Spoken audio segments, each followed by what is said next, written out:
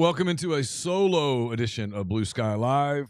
I'm Neal McCready in the Clark Ford Studios. Thank you for being with us. Thanks for your patience this morning. Had some stuff going on. Chase was perfectly prepared to podcast with me before he went to the airport to get home from Philadelphia. He ran the Philadelphia Marathon on Sunday. Congratulations to him for his finish. He's got a medal and everything now. So congratulations to him. He'll be back in studio if all things go according to plan tomorrow morning for a regular Blue Sky Live. But today, it didn't work out from a scheduling standpoint. I had something else going on that was pressing that needed to be done this morning. And so forgive me for being a little scattered, by the way. Yes, Chase is fine. He's sore.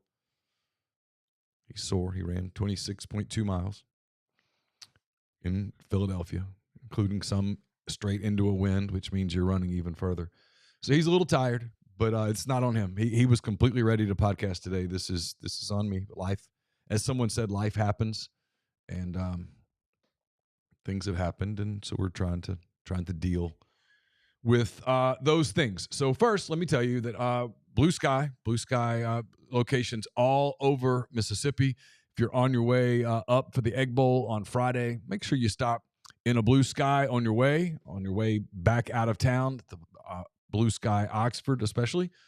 Fill up outside, and you can go inside, fill up too. They have snacks, plate lunches, great beer selection, sodas, everything you're looking for at Blue Sky. Always going to be clean, always going to be convenient. They're going to take great care of you at Blue Skies. We appreciate all of the people at Blue Sky for taking care of us and sponsoring us for the last almost 11 years now. So appreciate all of them. Things we're thankful for this week. Very thankful for Ben Craddock, David Craddock, and all of the people at Blue Sky. I'm coming to you from the Clark Ford Studios. Clark Ford's in Amory, Mississippi, 662-257-1900. Very thankful for Corey Clark, a relationship with him that's about 10 years old now too. So give them a call, 662-257-1900. Tell him what Ford product you're interested in, what you're looking for. He'll give you a quote within 15 minutes in business hours. It's right to the bottom line. It's no haggle, no hassle. He's not going to harass you. He's going to give you a quote. You can take that quote, shop it around, or you can take that quote, do what I've done, what I'm probably about to do here in the next few days, whatever the case may be. And that's hop into a Clark Ford today. Corey always says he wants to be your car guy. He wants to be your truck guy. He's been my car guy and truck guy for about 10 years now. He's proven that that's not just lip service. He'll do the same thing for you as well. 662-257-1900. Lots of guests will be on MPW Digital over the course of this week. I talked to Brett Norsworthy yesterday. I'm talking to Ryan Brown tomorrow. I'm talking to Taylor McGregor tomorrow. Excited about that. She's the dugout voice for the Chicago Cubs, also works for ESPN. So excited to talk to her for MPW Digital Extra. All of those guests join on the Campbell Clinic hotline, from fractures and sports injuries to complex spine and limb conditions. The pediatric orthopedic physicians at Campbell Clinic in Oxford are the only specialized orthopedic team in North Mississippi providing expert care for growing bodies. Visit CampbellClinicOxford.com to schedule an appointment or call 901-759-3111. I posted on rebelgrove.com that I was going to be flying solo here. Asked for people if you had things you wanted to talk about to let me know. And the results were about what I expected. A lot of talk about Ole Miss and Florida. Ole Miss loses at Florida on Saturday, 24-17. It was unlike the other two losses this season, where you could walk away from there going, God, I can't believe that happened. And feels like it was just a play here and a play there. This was different. I thought Florida was really ready to play. I thought Ole Miss was ready to play. A couple of things happened with Ole Miss, though, pretty quickly, where you begin to realize that this team, especially on the offensive side of the ball, it feels like they're tied together with some duct tape right now. Offensive line, they're shuffling offensive line. Lane Kiffin talked last week about the offensive line being healthy. I think it was pretty obvious the offensive line's not particularly healthy. They're just beat up in spots. Then they lost some people. over the course of the game. They had to shuffle the offensive line. I thought that played a big factor in the game at times. Brought Trey Harris back. Trey Harris had one catch, 45-yard touchdown, I think, maybe 43 yards. Regardless, it doesn't matter. It was a touchdown. And you're like, oh, wow, he's back.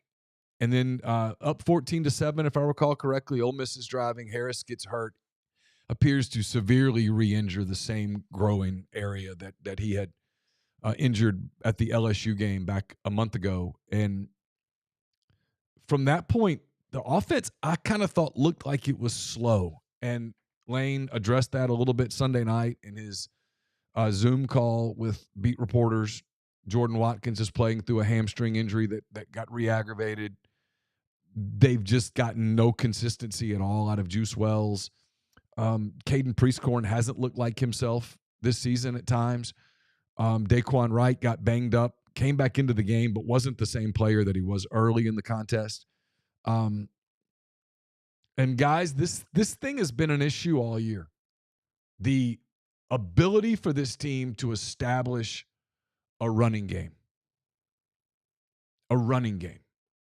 Such a fundamental part of championship football is to be able to line up on 3rd and 1, 3rd and 2, and get it conventionally.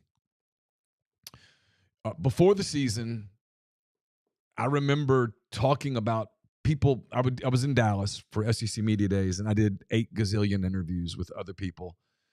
And there was so much hype around Ole Miss, and deserved, because this is a really good football team. It's a really, really good football team. It is a talented football team. There's a reason that there are 15 NFL scouts at every Ole Miss game. They are immensely talented. But there were a couple of things that bothered me. When people say, what bothers you about this team? What concerns do you have about this team? My concern was always,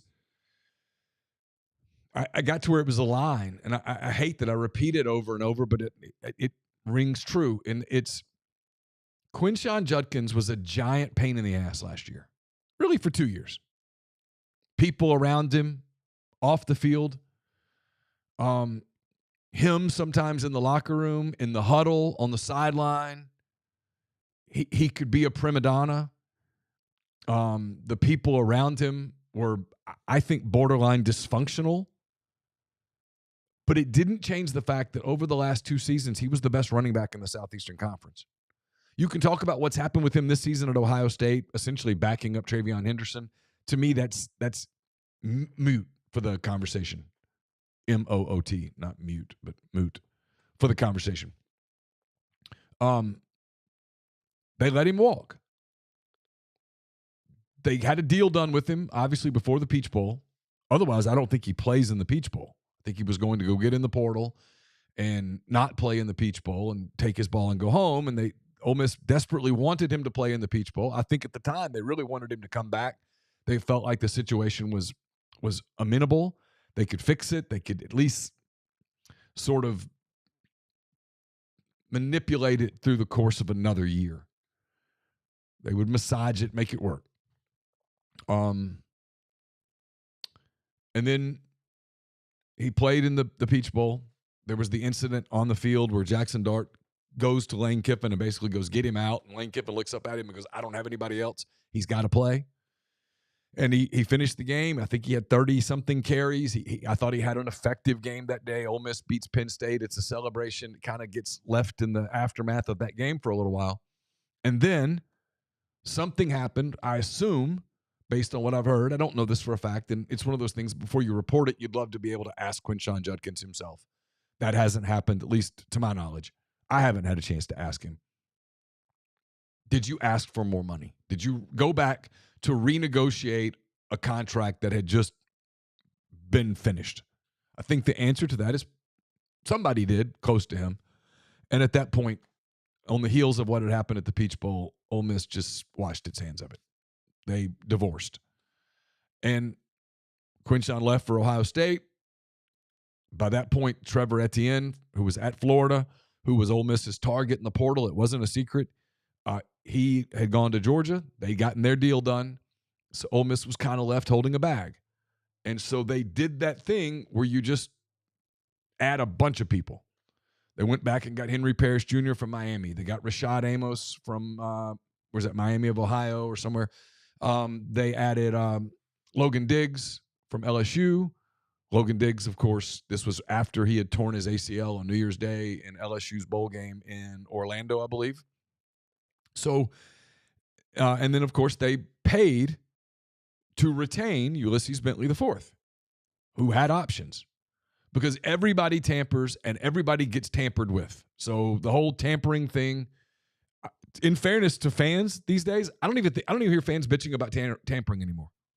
Sometimes you hear coaches bitch about it a little bit, and I'm just like, oh, stop. You guys are tampering too. Everybody tampers. There's nothing that can be done about it unless you can just blatantly prove it. For the most part, everybody's gotten really good at tampering. So everybody tampers. Ole Miss was tampering. Guys on Ole Miss's team were getting tampered with. That's just the new normal. And they kept Bentley. And this summer, the one thing that bothered me was I don't know that they have anybody that can replace Quinshon Judkins. It brought back this memory to me of when Greg Maddux left the Cubs.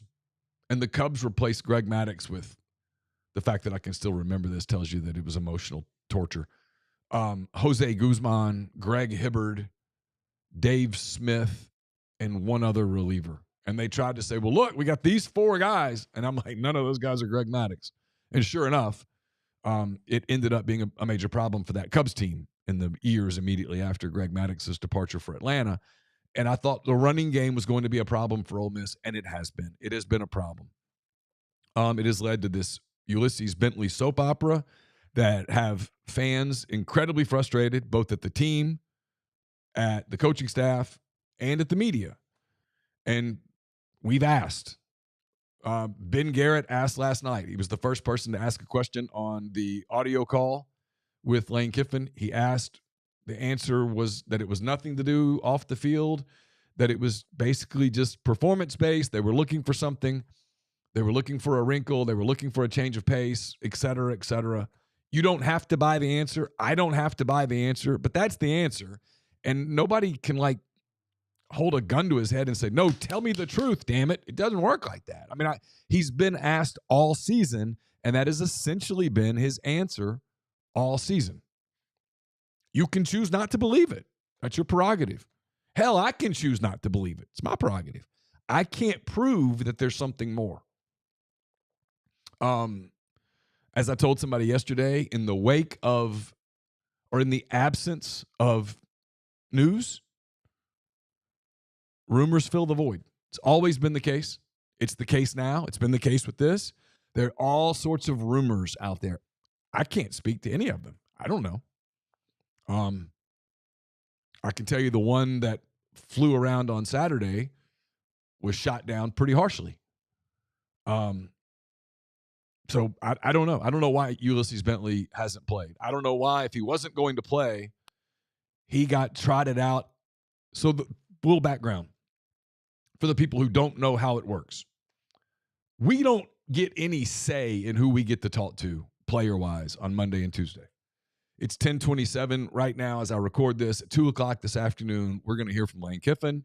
And then I think we're going to get 4, maybe 5 players because we're not having any media availability on Tuesday.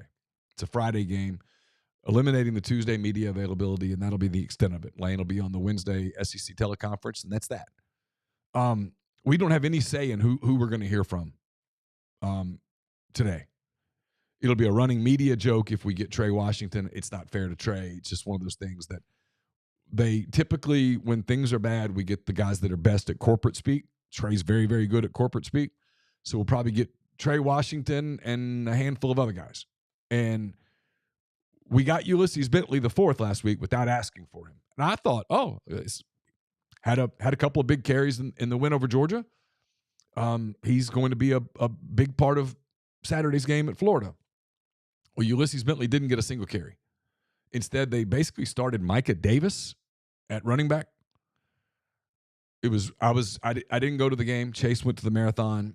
I hosted the post-game show. So I'm watching on my TV in here, and I'm like, wait, who's that? I was confused for a minute, and I realized it was Davis, and I thought, well, maybe they're just kind of doing a formational thing. And then, no, sure enough, he was their main running back. He had 11 carries. I don't have the stats in front of me. I probably should if I were more prepared. 11 carries for 27 yards, I think is what it was. He wasn't effective as a running back. Frankly, the one running back that had some effective carries was Dominique Thomas, who I think had 3 carries, 4 carries. I don't remember. Doesn't matter. J.J. Pegues had 6 carries Saturday. Ole Miss's leading rusher was Jackson Dart.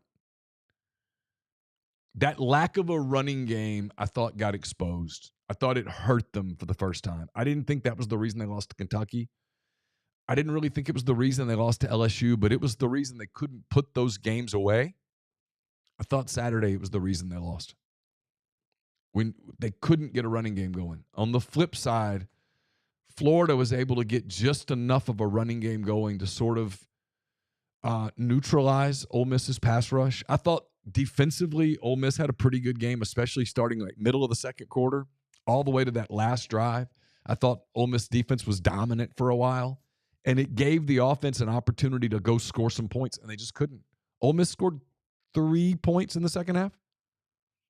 You're not going to win many games scoring 3 points in the second half. It was 17-17 going to the fourth quarter. Ole Miss didn't score. Kentucky did. We'll all talk about the interceptions at the end of the game. I'll talk about my Jackson Dart thing last night. There are words that I don't like as a reporter. I need to get over it. This is the new media where it's all hot takes and it's irresponsible and it's hot takes from people that aren't on the beat. Therefore, they're not accountable for those comments. I've got to learn that's just the new media. It's what people like. I think it's irresponsible. I think it's unprofessional, and I can't stand it. But I've got to learn to get over it. But I don't like the word quit. I hate that word unless you can prove that a team quit. And I don't like the word choke. I don't like that word. I just don't like it. I don't think the word choke is fair as it pertains to Jackson Dart. I really don't.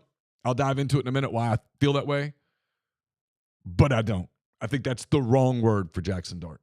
I don't think he choked at all. 0.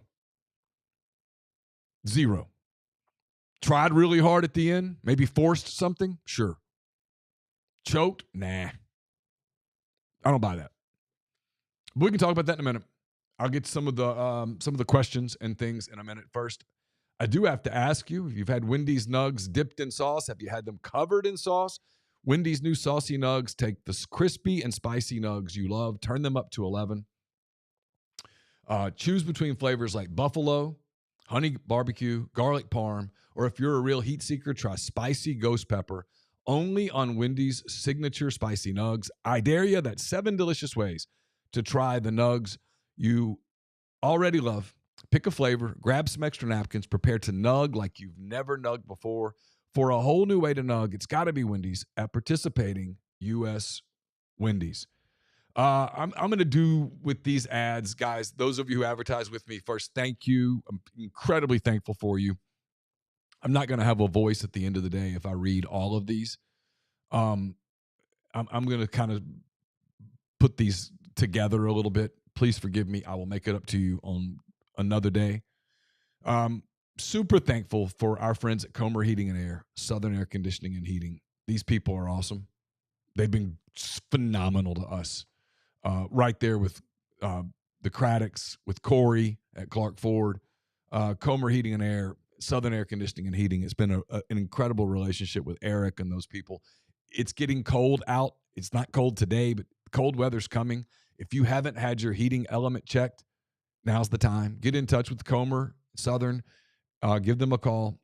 Their numbers are 662-801-1777, 662-429-4429.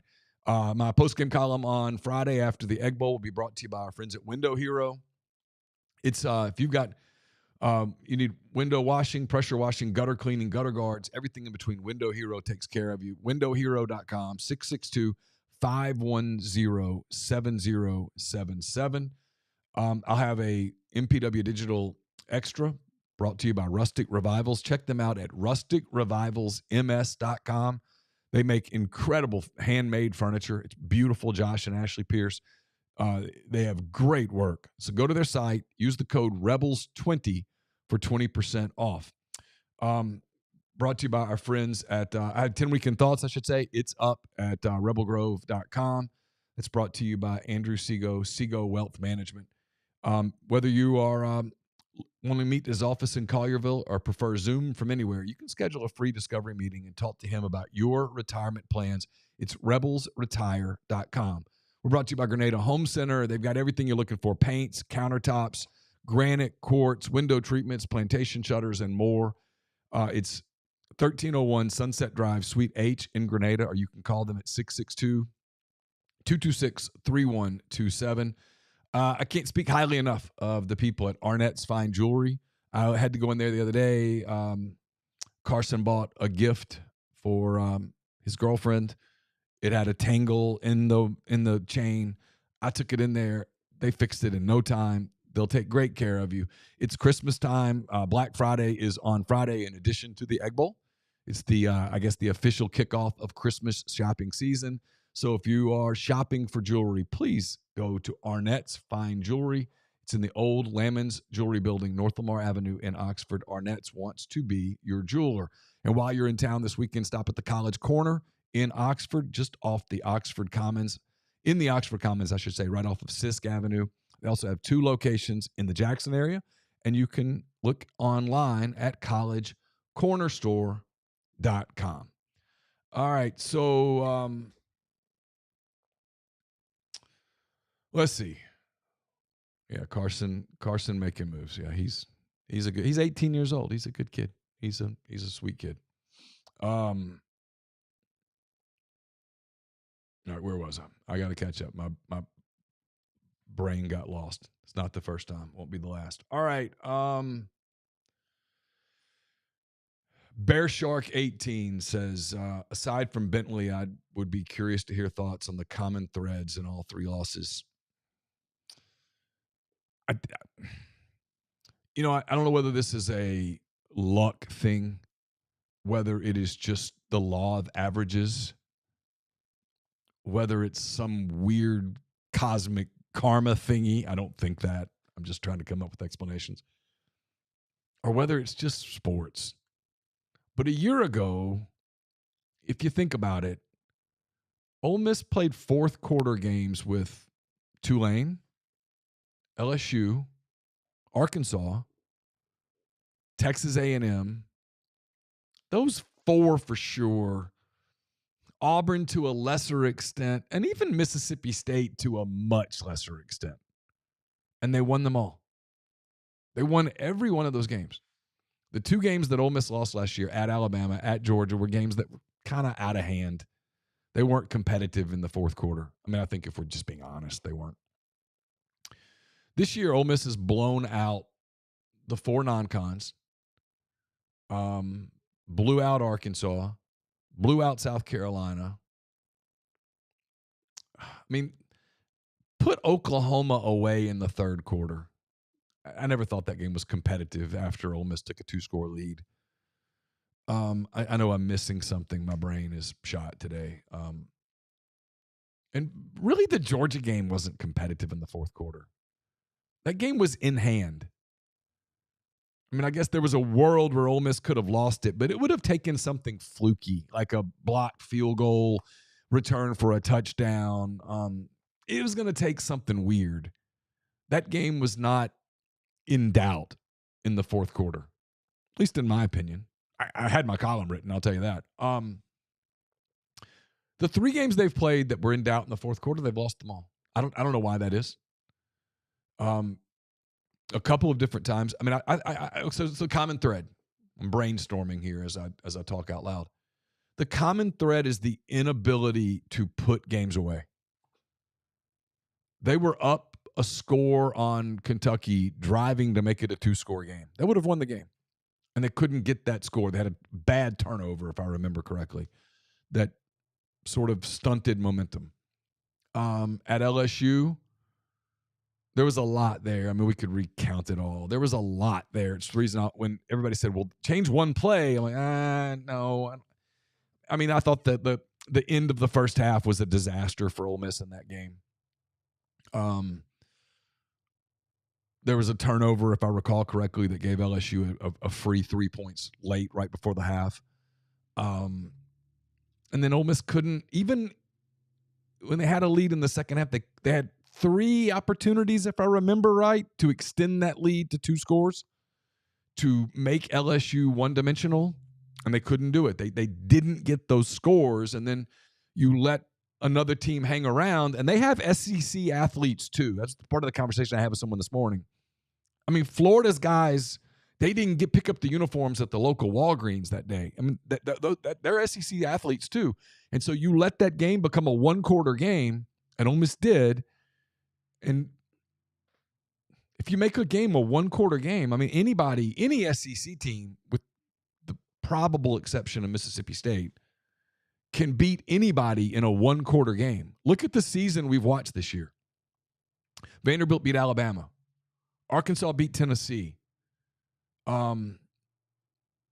Oklahoma beat Alabama badly. We'll talk about that in a minute because there's a lot there.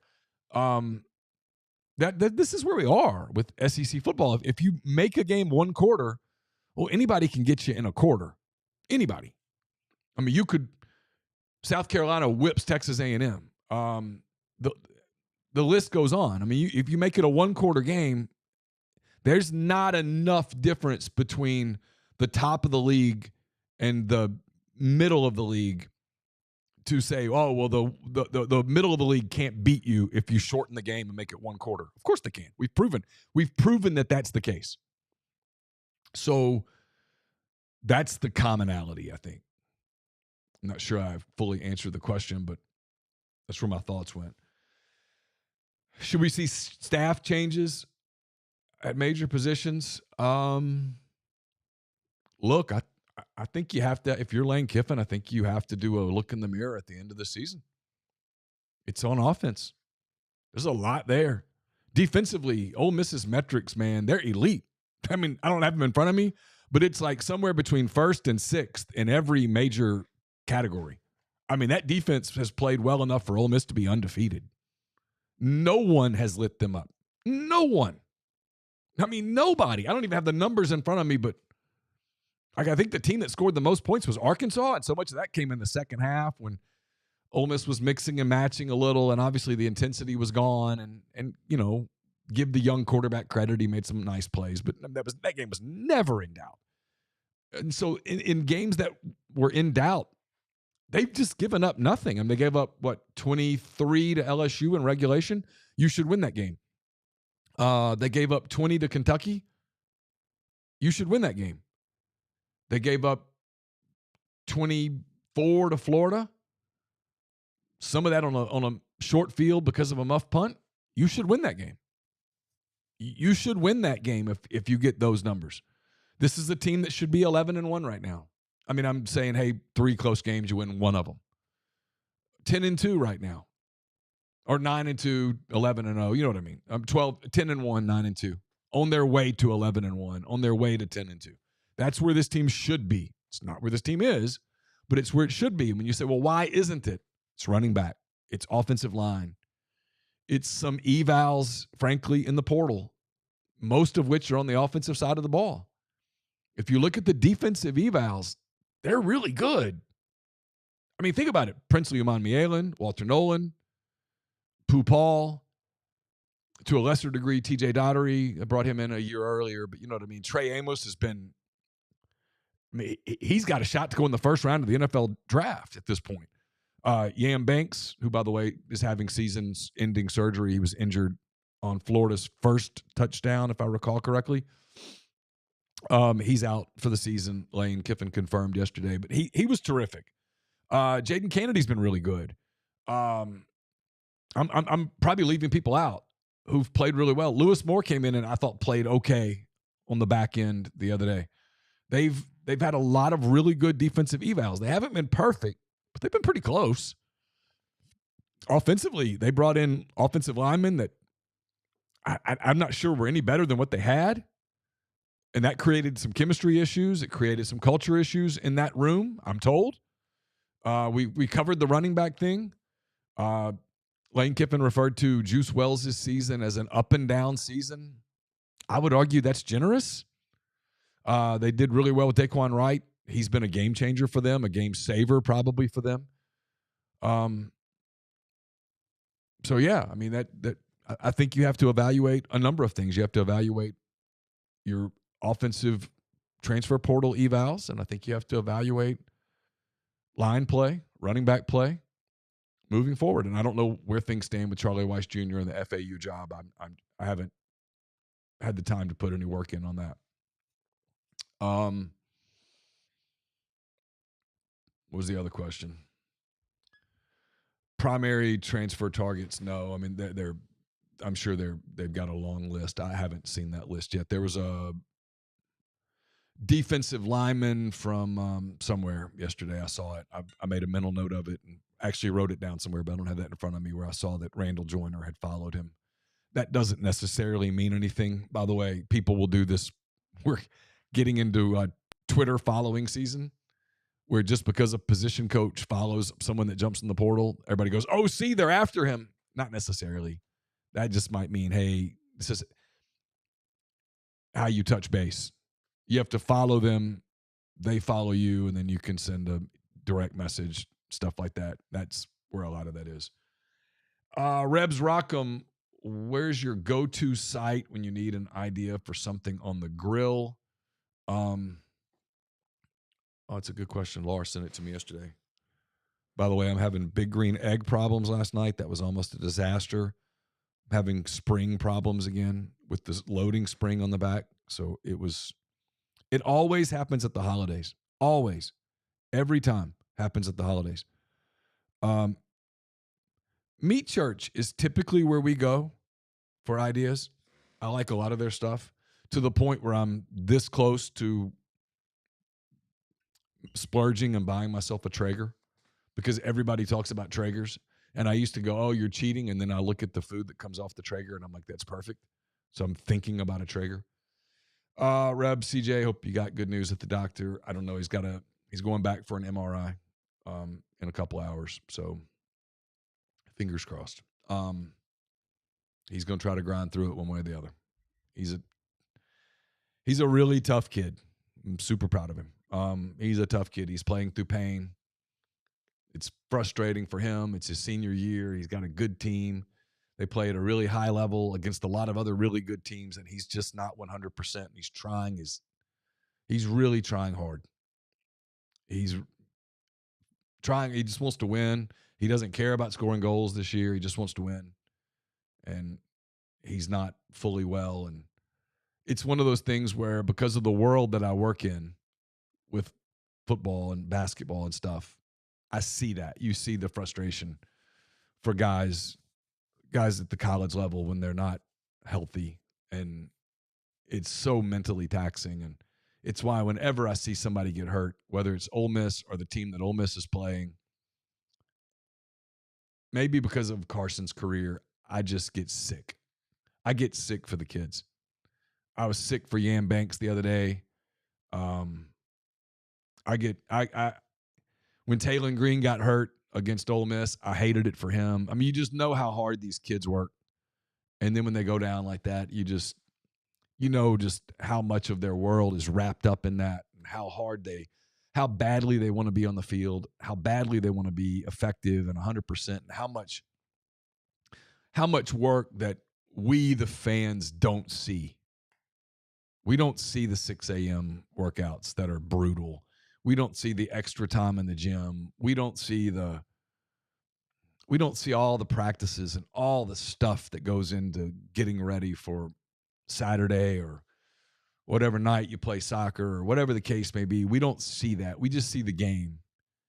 And when it gets, and they all have really short windows. And when the window gets closed or shortened or shrunk or minimized because of your health, just kind of makes you sad. That's the stuff that eats me up. I hated to see Trey Harris get hurt the other day, because have a pretty decent idea of how hard he worked to get back. To get back on that field, to risk, his professional future to a degree, to get back on the field with his guys. To get back on the field with his guys.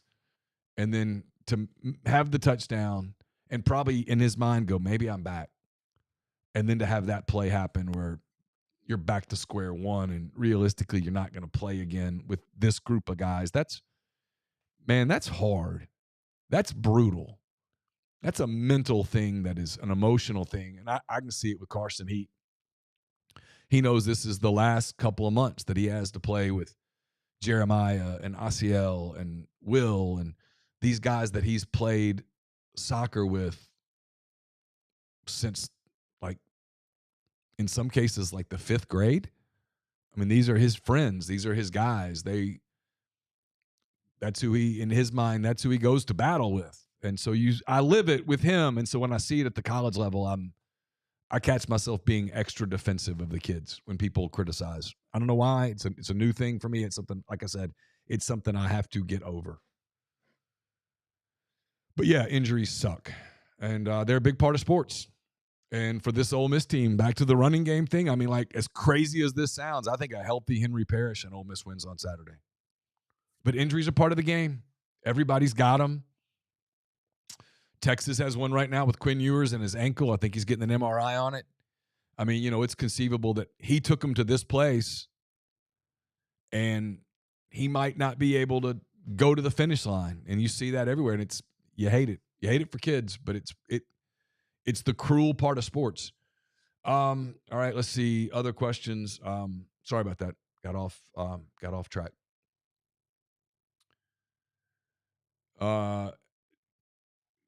With it being Egg Bowl week, let's go back to 2008. Deuce McCluster 22 says, as you well know, Houston Nutt was a very arrogant man. I wouldn't say that he was arrogant. I think he was a little insecure. Had he known his 45-0 blowout win would get Kroom out and then get Mullen to replace him, and Nutt would then lose control of the rivalry with 3 straight Egg Bowls, would he have dialed it back some in 2008? Maybe, but that was 2 ships passing in the night right then. I mean, if you go back to that Egg Bowl in 2008, on that particular day, forget body of work, on that particular day, Ole Miss was one of the best programs, one of the best teams in the country. And Mississippi State, by that point, it was over. They knew it was over. I don't know that anything would have saved Kroom. It was impossible for State to have won that game. Those 2 teams could have played 100 games that day, and Ole Miss would have won all 100. And when it gets to that point, usually a change is coming. So probably not. I think you can blame Nutt for a lot of things, but that's probably not it. WH Reb says, obviously want to hear more on big picture thoughts on the program this week, where it goes from here. All right, we'll do that in a second. I'll tell you first that we're brought to you by Argent Wealth.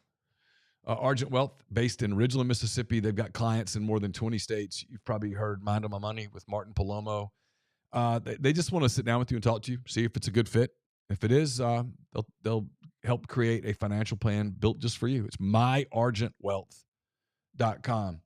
I've been partnering with John Edwards for quite some time now.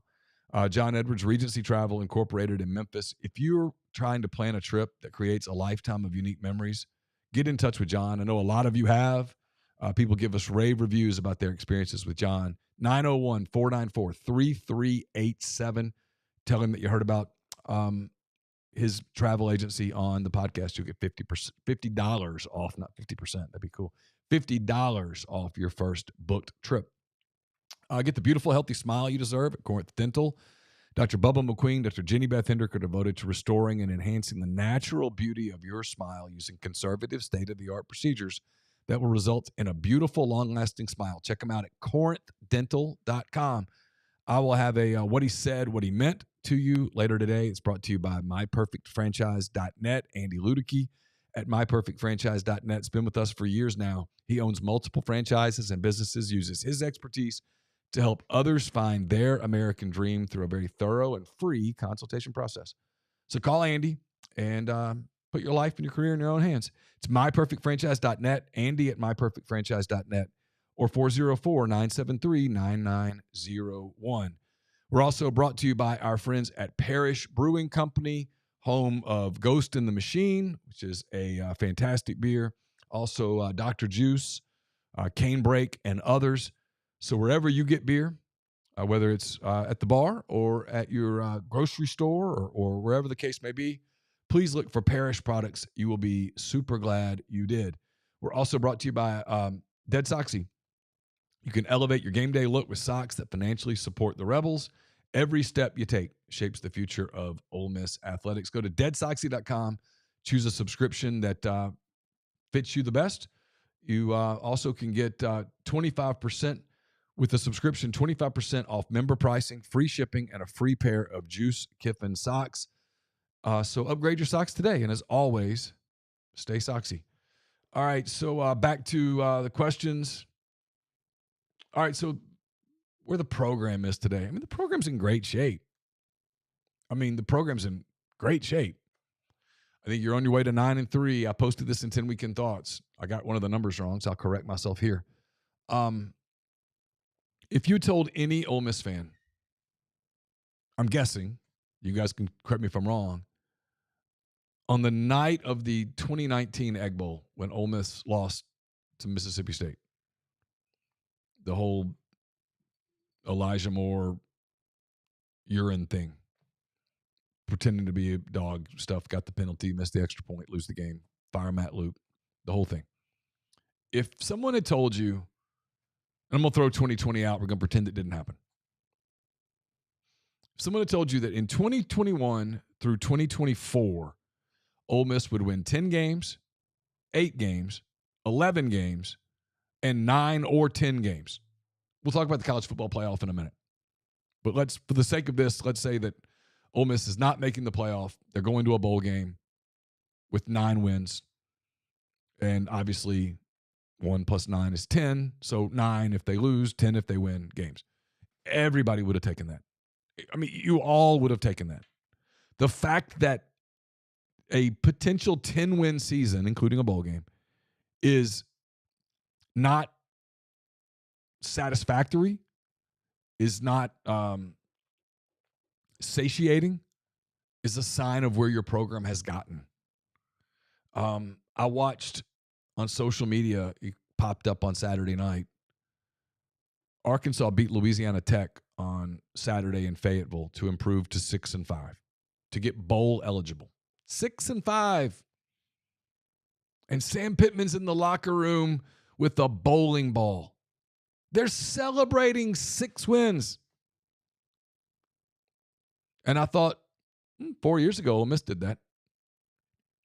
I mean, in the 2018, 2019 era of Ole Miss football, people celebrated getting bowl eligible. I can remember being in Vaught-Hemingway when Ole Miss got their 6th win and they put it up on the scoreboard, bowl eligible.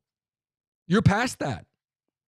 That's where your program is. Now, anybody who's ever been a part of something great will tell you that the step from very good to great is super hard. And I think it's the weird part about where this season is. Because I think if Ole Miss had, let's say they're 9-3, and the losses had come to at LSU, maybe at South Carolina, maybe you'd stumbled at let's just do it this way. You lost at LSU, you lost to Georgia, and you lost at Florida. I think most people go, well, they just kind of weren't good enough. Had some flaws, blah, blah, blah. You beat Georgia by 18 points at home with 69,000 plus people there. It was crazy. The environment was electric. It felt like a program that had arrived at that point, that had arrived in blue blood land. And then 2 weeks later, you suffer this potentially kind of gut-wrenchingly catastrophic loss. I think that's where the angst is. But as time passes, I think you've found a path that works. You've discovered that you can be incredibly effective in the transfer portal. It works. I think they're recruiting at a better level with high school players. I don't think anything gets derailed because of a loss to Florida on that front. You have found the defensive coordinator who is clearly elite in Pete Golding. You've got to do everything in your power to keep him. Good news is he wants to be here. I think he probably sees himself as a leading candidate should Lane ever leave to go someplace. I don't know where Lane would go for that matter. But yeah, and then on top of that, guys, it's a really competitive league. We'll talk about the playoffs in a minute because I think it's still out there. But look around the league. Alabama's got 3 losses. Georgia's got 2 losses. Tennessee's got 2 losses. Texas has a loss and could have a second loss on Saturday at Texas A&M. I mean, it's conceivable that 3-loss Texas A&M and 2-loss Georgia play in the SEC title game, and that Texas A&M beats Georgia, gets the automatic bid, and Georgia at 3 losses is sitting in a room basically with Alabama and Ole Miss and South Carolina and maybe even Tennessee, although I don't think so, figuring out whether any of them get in or whether all of them get in or whether 2 of them get in and how you parse these resumes. That's all. I'd say that's unlikely, but it's possible. It's not impossible. It's not impossible that Auburn beats Alabama on Saturday. It's not impossible that a lot of things happen. Oklahoma beats Alabama by 3 scores. That was wild. But that's where the league is, though. There was a stat of the ranked SEC teams right now. So you're talking about Georgia and Texas and Alabama and Ole Miss, South Carolina and Missouri and somebody, I guess Texas A&M. Their road record this season, their cumulative road record's like 1 game over 500. It's hard to win on the road in this league. I mean, look how good Ole Miss has gotten at home. Look where the upsets happen. Vanderbilt beat Alabama in Nashville. Oklahoma beat Alabama in Norman. Arkansas beat Tennessee in Fayetteville. It's hard to win on the road in this league. Ole Miss loses at LSU. Ole Miss loses at Florida. It's a really hard place to win on the road. It's hard to go to College Station and win. It's hard to go to Columbia, South Carolina and win. Those are things that we've always talked about, and yet here we are. It's really hard to go to Knoxville and win. I mean, very few people do it. Tennessee is really, really good at home. Florida just beat LSU and Ole Miss down the stretch at home. Those are probably different games in Baton Rouge and Oxford. I guess we'll find out next year because we'll flip the schedule, but I think you get the point. The league's really hard. So your program is in great shape. It's now about continuity. This should give you an appreciation for what Georgia's done, for what Alabama did for a decade and a half, where you were able to just maintain it. But now we're in a different era with the transfer portal. There's no rules. Everybody can leave. Everybody's getting tampered with. It's crazy. It creates all sorts of locker room chaos. Ask any college coach privately, hey, what is your locker room like? And they'll tell you about all the time that they have to spend just recruiting their own people constantly. And that's exhausting. And it takes away, and it leaves you vulnerable at times. And I think you've seen that. But I think the program's in great shape. I think to overreact to what's happened would be a mistake. All right. Some of these are beginning to get a little repetitive. It's probably been asked, he says. They've been asked already, but if Ole Miss had beaten Florida, would we be a win versus stayed away from going to the SEC championship game? I don't think so. I think because of the way the tiebreakers worked, Ole Miss's strength of conference schedule would have eliminated them from the conference game.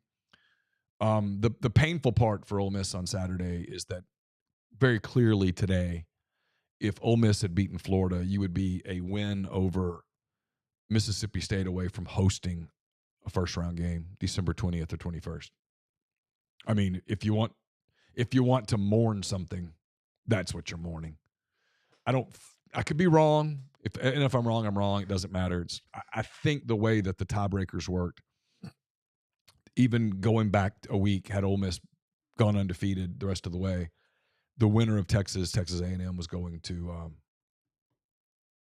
Atlanta to play Georgia or Alabama. In this case, it's Georgia because Alabama lost. I don't think Ole Miss had I think Ole Miss's path to Atlanta was like really circuitous. Doesn't matter now. They lost, so they're not in that mix. But they would have definitely had a home playoff game. That's the brutal part. Because a week ago, I was like, I don't really see the path to hosting. And then everything fell apart in front of them. Alabama loses. Indiana looks terrible. Texas A&M loses. I'm sure I'm forgetting something. Arizona State wipes out BYU. Kind of everything fell into place for Ole Miss to host a playoff game, which would have been just phenomenal for the program.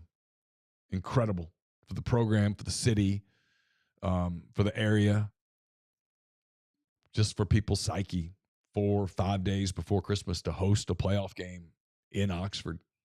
I mean, it would have been amazing, but it didn't happen. And so now you're trying to squeeze into the bottom of the playoff. So I got that question somewhere. I'll look for it real quick. It was basically, what are Ole Miss's college football playoff chances? So I think they're pretty slim. I expect, I could be wrong. I had someone tell me, it was Michael Bratton. Why am I doing that? Michael Bratton told me that if you listen to MPW Digital, you heard him say this. He's talked to people. He has people who have the formula, and they've sent him the formula with the results. And he told me last week Ole Miss is 9, and they were 9. What I'm hearing this week is that Ole Miss is going to be 13 on Tuesday night, which is doable. So what do you have to get there? Probably need 3 upsets. So you need something from the range of Georgia Tech beating Georgia, Auburn beating Alabama. Vanderbilt could obviously do you a big solid. I mean, you should be showing your gold on Saturday if you're hoping for this. And then while you're breaking out black and gold, you probably ought to break out some Purdue black and gold. They could knock Indiana the hell out of this and eliminate them. You'd probably love to see some chaos among ACC teams. I think there would have to be a concern today that 2 ACC teams could make it, SMU and Miami, I guess. Probably would want South Carolina, even though this would put the Gamecocks into this mix. I probably would want South Carolina to beat Clemson, eliminate Clemson, get them the hell out of the way. It might potentially elevate South Carolina ahead of Ole Miss. I know what you'd say about head-to-head. Here's the thing now, though, is that now with 3 losses, head-to-head is going to be so circumvented. It's going to be so intertwined that you're going to start looking at bodies of work. And for Ole Miss, we've covered this ground. At 9-3, the body of work it's got this horrible thing on it that I think could become very problematic, and that's Kentucky. But you could get chaos. I mean, Texas A&M beats Texas, but it's 2-loss Texas and you're 3-loss Ole Miss. I don't know I don't know that you can catch them at that point. I guess you could cheer for Notre Dame to lose to Southern Cal. That would probably help. I mean, there's reasons to watch college football. I don't know that I'd have. I don't know that I'd have my hopes up at this point. I don't think anybody does. I think it's unlikely. But I would have told you midday Saturday that it was done. That was the funeral. It was over. That was the obituary. They were finished. Their playoff hopes were 0, and that is not the case after the way Saturday played out. So it's rivalry week. Crazier things have happened. I guess you could cheer for Ohio State to lose to Michigan, and then Ohio State to lose to Oregon and have 3 losses, and maybe they get left out. I'm sure I'm missing something. Maybe someone in the thread is helping me, and I'm not seeing it. So it's possible. Possible. Not likely. Jerry Palm, his bowl scenario that I saw yesterday. He had Ole Miss and Iowa in the ReliaQuest Bowl, which is the former Outback Bowl in Tampa. Someone else had him in the Music City. I'll be honest, guys, I have put zero work into how bowl things work this year because I thought Ole Miss was going to the playoff. I was far more focused on the seedings. I was looking at potential travel to Penn State, to Notre Dame, to Indiana. That's where I thought this was headed. And then I was looking at, okay, well, if they go, if they're in this seed, where would they likely go for a bowl game? I was kind of starting to put together budgets because I was going to hit up some advertisers about sponsoring our coverage. That's where my mind was. I've spent no time on bowls. I would imagine the bowls this year, more than ever before, are looking for the teams that want to be there and have fan bases that want to be there. So you're talking about, I guess South Carolina would be a pretty hot commodity. At this point, Florida would probably be a really hot commodity for one of the Florida Bowls because they are closing the season as strong as they are. I think they'll beat Florida State, so they'll finish with wins over LSU, Ole Miss, and Florida State. And their people will justifiably be very excited about the future of their program. So they would be one that people would be interested in. You're going to have the 6-win teams.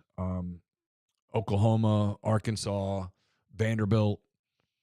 They'll go somewhere, and I guess people will just take them based on regionality and such. Ole Miss is typically a very attractive bowl team. This, I can't imagine, would be. If I'm just being honest, I hope I don't hurt anybody's feelings or piss anybody off. I'm not trying to. Like last year, if I were a bowl, I wanted Ole Miss. God, I wanted Ole Miss. Ole Miss would have taken 8,000 million people to wherever they went. Ole Miss packed Atlanta. That place was full of Ole Miss people 3 days, 4 days before the game. It probably was it's probably a good time to be Anheuser-Busch, Miller, whatever in Atlanta, that area last year for that game. This year, I don't know that I'd want Ole Miss. Ole Miss fans are going to be frustrated. I don't know how opt-outs will work or not work. I would think there would be some. So I don't know what exactly you're getting if you're in, Tampa, for example, and I don't know how much excitement there would be among Ole Miss people for Ole Miss, Iowa in the ReliaQuest Bowl on, I think it was New Year's Eve, maybe the 30th, one or the other. I would think not much. Someone's got to go to Vegas. I don't know. I don't know how all that works. Honestly, someone's gonna have to fill those gaps. Don't know who that will be. I'll have a mailbag to you on Wednesday. It's brought to you by Art Hayes, Sotheby's International Realty. If you're thinking of making a move, put the power of Sotheby's to work for you. Art Hayes can help you if you're looking to relocate. 612-805-5929, or you can email him at arthur.hayes@lakesmn.com. We'll have picks up on Thursday. Chase had a big week. Rippy had a big week. I did not. Neither did Jeffrey. So it's pretty congested at the top of Neal's picks. That's brought to you by Kaiser Flooring. Locations in Oxford and Batesville. Kaiser provides outstanding quality flooring products and installation services to residential and commercial properties. They got the best in hardwood, laminate, vinyl, tile, and much, much more. It's KaiserFlooring.com, 662-830-3194 in Oxford, or 662-371-1912 in Batesville. I'm taping with Pete DeWeese tomorrow. We'll take a look at Mississippi State ahead of the Egg Bowl. That's brought to you by Meadowbrook Wealth Advisors of Raymond James. It's a full-service investment team based in Jackson, providing financial planning and investment management to clients across the state and surrounding areas.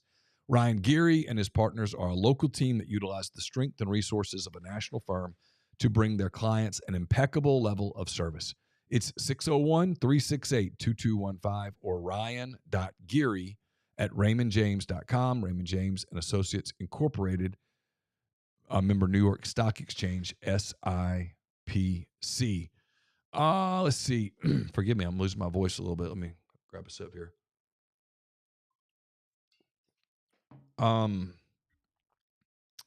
Why does the defensive coaching staff appear to be extremely professional and functional while the offensive coaching staff runs their side of the ball like children on a school playground?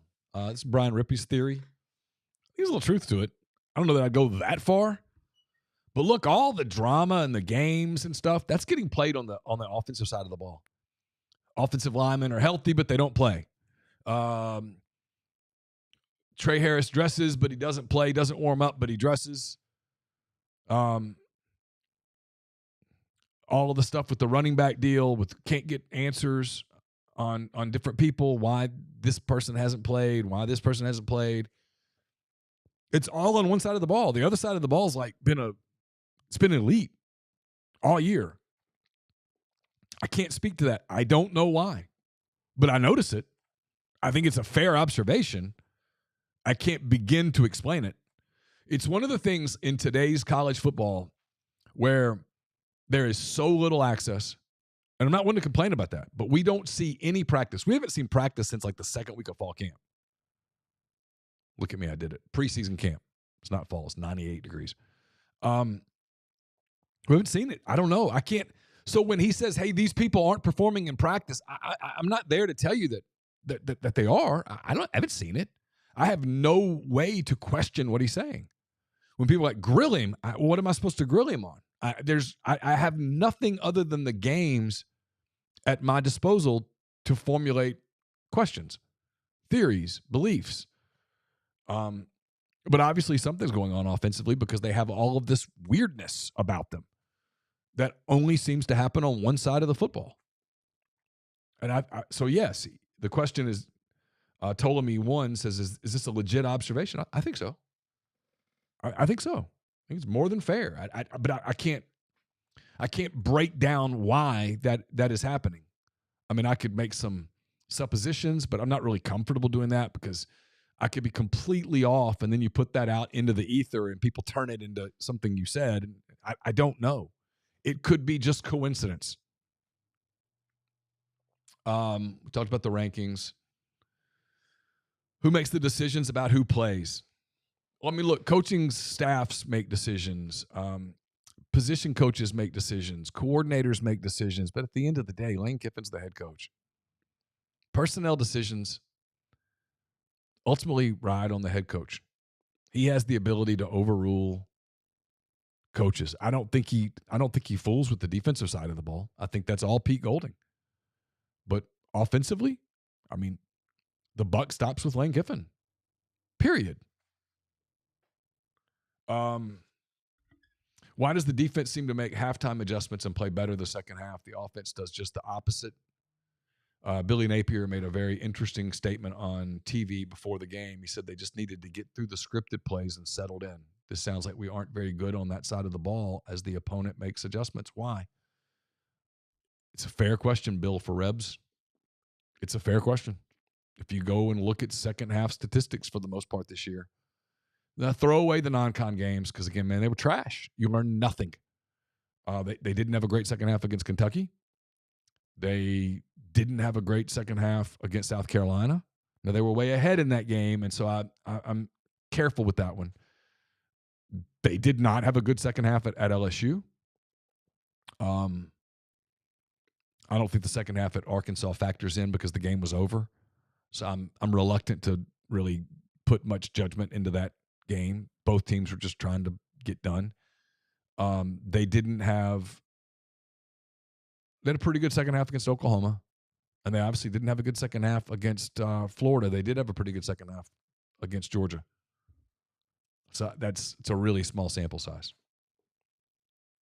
But defensively, it's fair. I mean, defensively, they made an adjustment, I thought, second quarter of the Florida game and pretty much kind of controlled Florida the rest of the way, certainly enough that they should have won.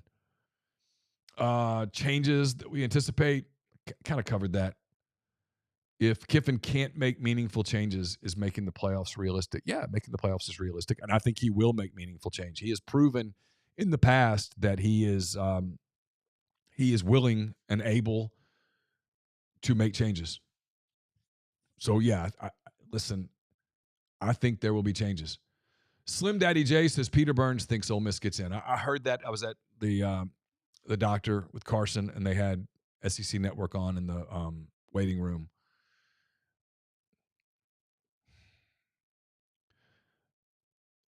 So obviously some things have to happen in front. The question would be if you had to evaluate 3 lost teams on the eye test. This is where Peter and I completely agree.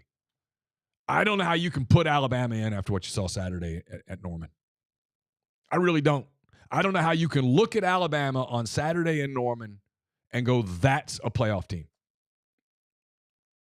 I don't.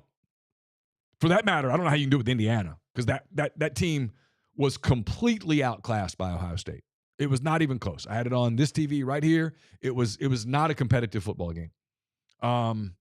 Indiana has no chance, zero chance of making a playoff run. Neither does Alabama. And we've seen that now. That was an exposing game. If you take away Jalen Milroe's legs, if you just take his legs away, they're horrible and they'll lose. And now teams have seen it. They're going to do it. I won't be surprised if Alabama loses to Auburn on Saturday. By the way, quick little mini rant. Your boy's been talking about this for a long time. College football overtime rules, they're horrible. They're horrible. Just horrible. And the third, fourth overtime rule where you have to go, it's just a 2-point play. We can't have games decided on that. That's wrong. That is so bad. And the argument was always in the past, well, it was too many plays. All right, well, the players are getting paid now. I keep hearing that. So is it really too many plays? I mean, that was to go, okay, Auburn and Texas A&M have played this classic. It was a great game. And now we're going to make it about alternating 2-point plays? I can't stand that. Kudos to Auburn, by the way. Played really, really hard. It looked like they were letting that game get away on Saturday. It felt like that game was slipping away from them. And they came back and got it done. Kudos to them. It's a big win for Hugh Freeze, for Auburn. I give them an absolute ton of credit. That was to come back and win when it felt like deja vu for them. Like it felt like, okay, they're going to do this Missouri thing again. They're going to do the Oklahoma thing again. I think I'm leaving one out, the Cal game. They're going to do this again. They're going to go blow another game. This guy can't win. And to go get it to overtime and win it was a big accomplishment for them. A big accomplishment. Kudos to them. Speaks volumes for that team. It really does. Because they could have quit. They had every reason to quit. They're not going anywhere. They're not particularly good. It would be easy to just go, screw it. We can't finish these games. Woe is us. And they didn't. Kudos to them. Kendrick says Alabama's in with an Iron Bowl win. Just watch. I don't know, man. I don't know. I don't know what the committee's going to do. I go back to what I've said for a few weeks now. We've never seen them field a 12-team tournament. And this is going to be convoluted. You're going to have reasons for teams not to put them in and reasons for teams that you can put them in. And I don't know. If I'm the committee, I'm hoping Texas wins. I'm hoping Texas and Georgia play each other in Atlanta, and I can put the winner in the 2 and the loser in the 6. If I'm the committee, I'm hoping that Oregon and Ohio State play each other, and frankly, Ohio State wins, and I can put Oregon in the 5 and Ohio State in the 1. I'm hoping that I can sort this ACC Big 12 thingy out. I guess I'm hoping Boise State just goes ahead and wins, and I can make them the 12 and send them to the 5 to get throttled by either Ohio State or Oregon probably. And then I don't know how I sort out SEC. I guess I'm hoping Tennessee wins if I'm the committee, because now it's Tennessee's 2 losses. I can just slip them in right here. I'm probably hoping Indiana just throttles Purdue. Penn State just barely avoided a disaster. They don't look like a playoff contending team, honestly. I don't know how I weigh all these SEC teams. Like, what is it? Are they just not good, or is the league so damn good that it consumes each other? And I don't know the answer to that. I mean, we all live down here in SEC world, and we talk about SEC all the time, and so there is an inherent SEC bias. But did Tennessee lose at Arkansas because Tennessee's really mid, or did Tennessee lose to Arkansas because, boy, it's just proof that this league's brutal, and when you play a game at night in an SEC venue, you can get beat. It was magical night up there, right, or whatever. I don't know the answer to that. I think you can go back and look at Alabama losing at Vanderbilt and go, they got exposed. I don't think Alabama belongs in the playoff. I said it. I don't think Alabama's a playoff team. that you can't, with your season riding on the line, look like that against an Oklahoma team that entered the game at what, 5-5? Is that right? 4-6, 5-5, something like that. You that can't happen. That can't happen to you. Yeah, Penn State's tight end. He's a beast. He's the reason that they won the game. You give them an average tight end, and Minnesota beats them on Saturday. Where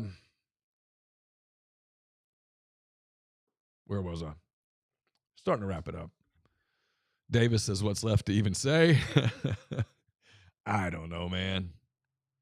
I mean, it's a crazy sport. One of the reasons we like the sport is because of the craziness.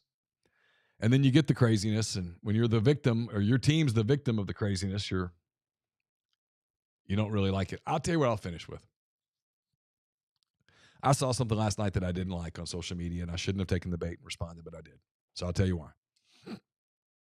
I've covered Jackson Dart for 3 years. I have a tremendous amount of respect for him, for his family. He played last year hurt. Got hurt in the Arkansas game last year, if I recall. Got hurt this year in the Georgia game. He didn't practice much in the 2 weeks leading up to the Florida game and took that offense and put it on his shoulders and damn near pulled it off on Saturday in Gainesville. There's no lack of effort from him. He is the heart and soul of that team. He was a massive part of your recruiting efforts last year. He was very, very good in the tampering portal. He's very, very good in the transfer portal. He is a kid that people play hard for. He cares about winning more than anything else. He cares. In an era when I think sometimes you can see kids don't care, he cares a lot. And I don't mind when people are critical in the media of players and coaches, but I do mind when you're critical in an era in media and you're not accountable. Meaning, I'll be there at 2:00 today. If I've said something over the course of the last 3 or 4 days that they don't like, I'll be there. They might not say anything to me, but I'll be right there in case they want to. That's part of the gig.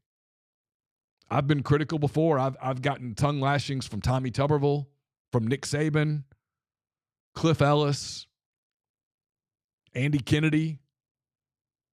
I mean, a lot of people that I've covered. Some deserved, some not. Houston Nutt would send his sentries out to give me tongue lashings. Poor old Chris Vaughn would call me and it would pop up, and I'm like, oh, God, here we go. But I'm accountable.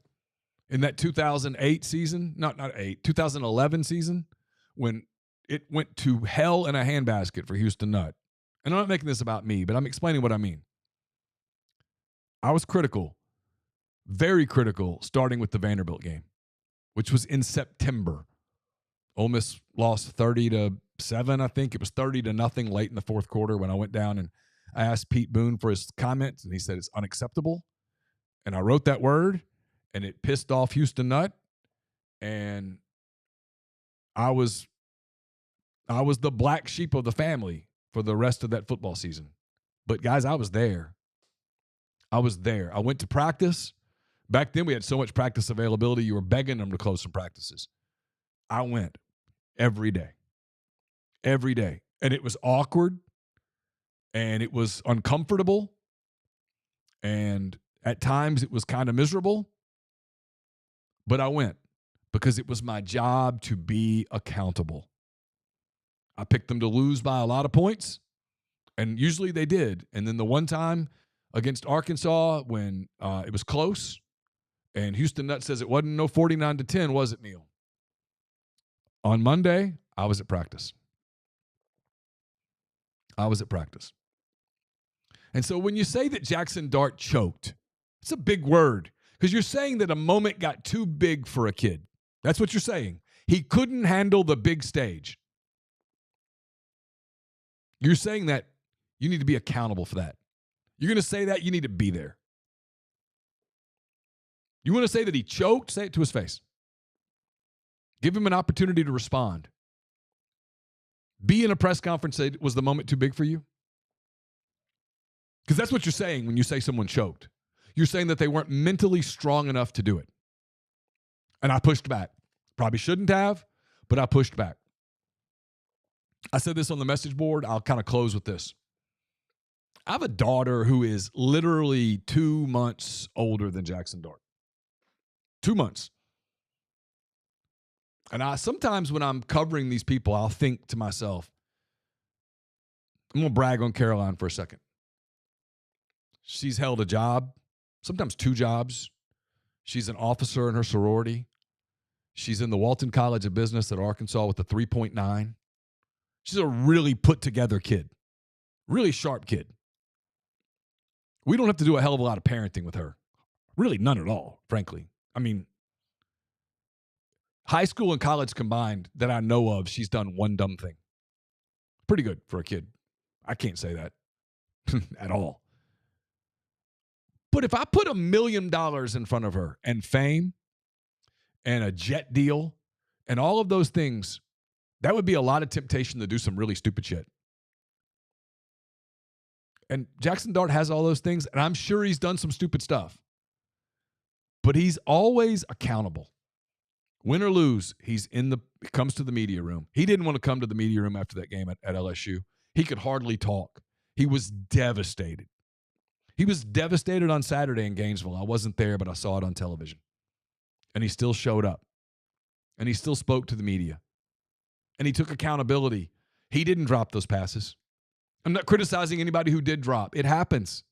If you've ever played sports, sometimes it's not your day. Sometimes you don't make the plays and the other team does. It happens. It happens.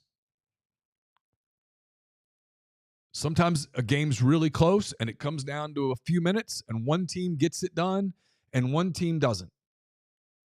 And that happened on Saturday. Billy Napier and them prepared as well.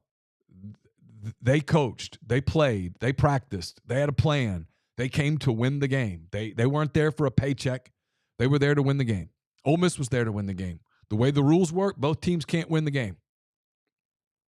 It happens. There was at least 2 dropped touchdown passes. There was miscommunication with receivers that it's my understanding was on the receivers. But it happens. There was pressure up front on Jackson Dart that disrupted the offense. You can do the whole thing about it's all Ole Miss's offensive line's fault. You have to turn around and give the Florida defense some credit. Ole Miss had 2 plays in the red zone where they 4th and 1 and didn't get it. You can criticize the play call. You can question whether J.J. Pegues should have bounced or whatever. You have to give credit to the other team too. They made a stop. They practice also. I hate the word choke. I hate the word choke, and I hate the word quit. And I damn sure hate it if you're not accountable enough to stand there and look at the people that you said choked and quit. That bothers me. And so I said it. Good for him. Good for the success that he's had.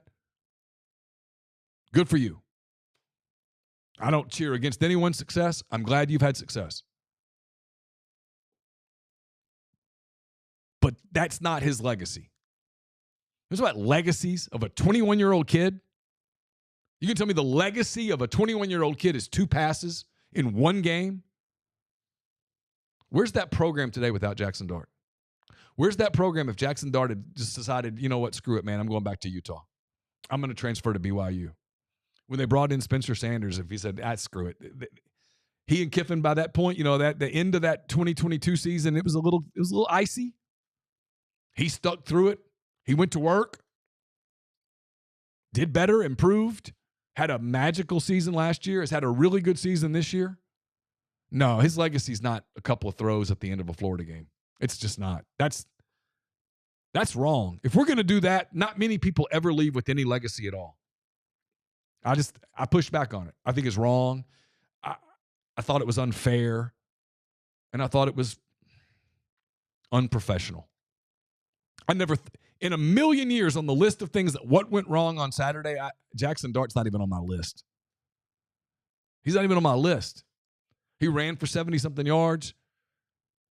I mean, if a couple of guys make catches, and again, I'm not calling them out. It happens. People sometimes drop passes. NFL receivers drop passes. I watched NFL guys yesterday drop passes. It happens. You throw a ball and so you catch it with your hands and there's people around you and stuff happens and maybe the sun gets in your eyes. I don't know. It happens. Physical mistakes happen at all levels of sports. It happens.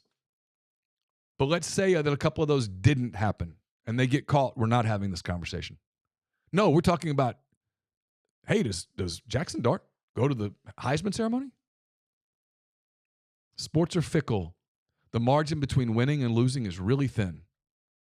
And that kid cares, man. He cares a lot. Just thought it was an unfair thing to say. That's all. So I pushed back. Probably shouldn't have. I did. Jackson's father responded. He didn't like it either. So I think I'm at that phase of my life where I think about things as a dad a lot. My kids are at that age where they're becoming adults and there's a lot out there. And you throw $1 million and a jet deal and God only knows what else he's had thrown at him over the last couple of years. And it's great. Don't get me wrong. It's awesome. And yeah, that means he's accountable and it means that you can criticize and all that stuff. You can criticize, but I don't like that word. That's just me. Thank you for everybody in the stream for being with me. I appreciate it. A lot of people at a time that we don't normally podcast. McCready and Siskey follows at about noon, and then I'll have football coverage to you today. Chase will be back with us tomorrow. We'll talk about his marathon and what all Lane Kiffin says today, and maybe we'll dive back into the playoff thing a little bit. It's Thanksgiving week. A lot of people are traveling. Please be careful. Be safe. Hopefully you have an opportunity to spend time with your kids. I have one of mine on her way home today, another one coming on Wednesday. So we're excited about that. I know that happens to a lot of people as well. So enjoy the family time. Enjoy your holiday. And we'll talk to you more on MPW later today. Thanks.